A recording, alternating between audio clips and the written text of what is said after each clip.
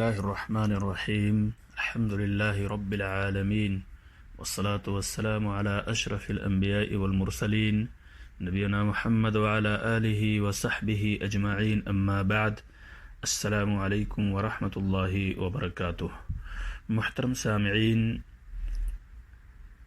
اربعین نویہ کی 35ویں حدیث کی دوسری قسط، جس میں آپ اس حدیث سے مستنبط چند فوائد و احکام سماعت فرمائیں گے۔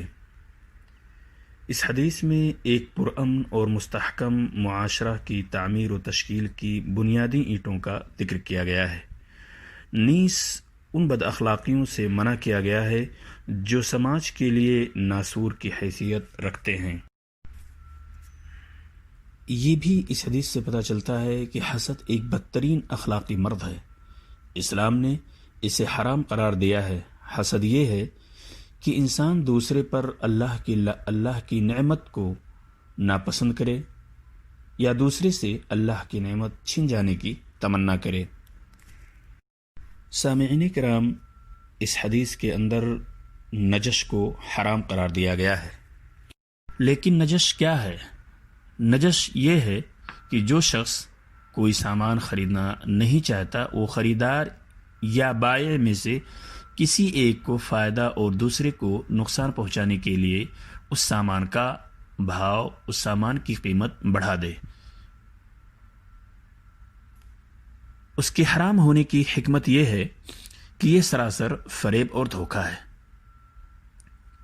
نیز اس ہمدردی و خیرخواہی کے بھی خلاف ہے جسے ہر مسلمان پر فرض قرار دیا گیا ہے۔ آپس میں ایک مسلمان کا دوسرے مسلمان سے بغض رکھنا حرام ہے، کیونکہ تمام مسلمان آپس میں بھائی بھائی ہیں، انما المؤمنون اخوہ، اور بھائی چارگی کا تقاضا آپس میں ایک دوسرے سے محبت ہے، نہ کہ بغض و عداوت ہے۔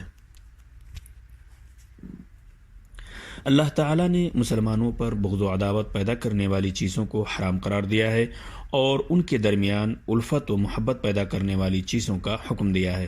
غیبت، چغل خوری کو حرام کیا گیا ہے کیونکہ اس سے باہمی رنجش پیدا ہوتی ہے۔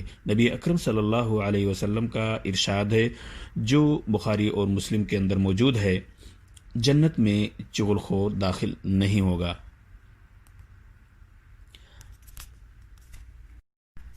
اپنے کسی مسلمان بھائی سے پیٹھ پھیرنا اور تعلقات توڑنا حرام ہے۔ نبی اکرم صلی اللہ علیہ وسلم کا ارشاد ہے، کسی مسلمان کے لیے حلال نہیں کہ وہ اپنے کسی مسلمان بھائی سے 3 دن سے زیادہ بات چیت بند رکھے۔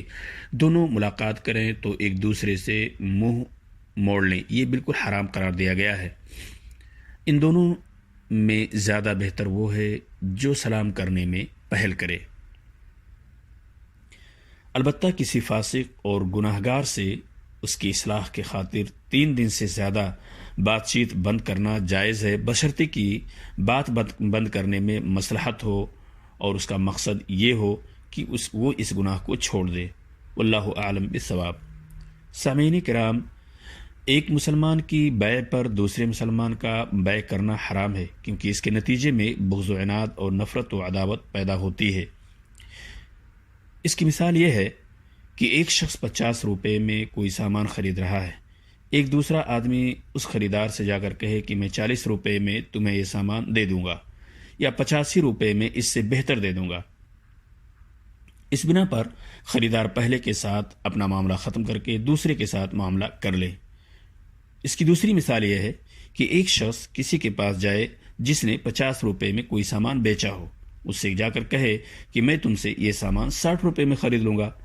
اس بنا پر بیچنے والا پہلے کے ساتھ معاملہ ختم کر کے اس سے معاملہ اپنا الگ کر لے۔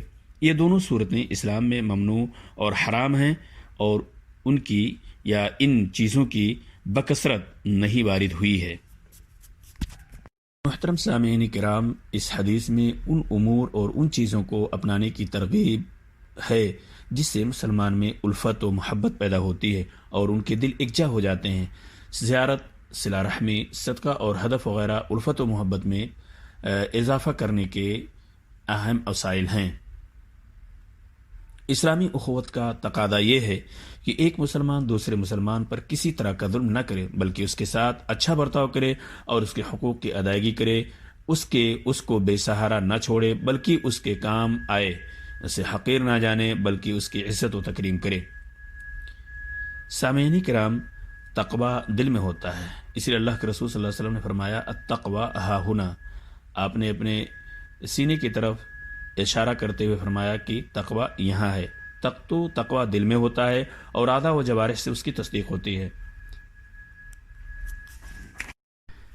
مسلمان کا جان و مال اور اس کی عزت و آبرو محترم ہے۔ اللہ کے رسول صلی اللہ علیہ وسلم کا ارشاد ہے، بے شک تمہارے خون، تمہارے مال اور تمہاری عزتیں ایک دوسرے پر حرام ہیں، جیسے اس شہر یعنی مکہ میں، اس مہینہ یعنی ذی الحجہ میں، اور آج کے دن یعنی یوم النحر کی حرمت ہے۔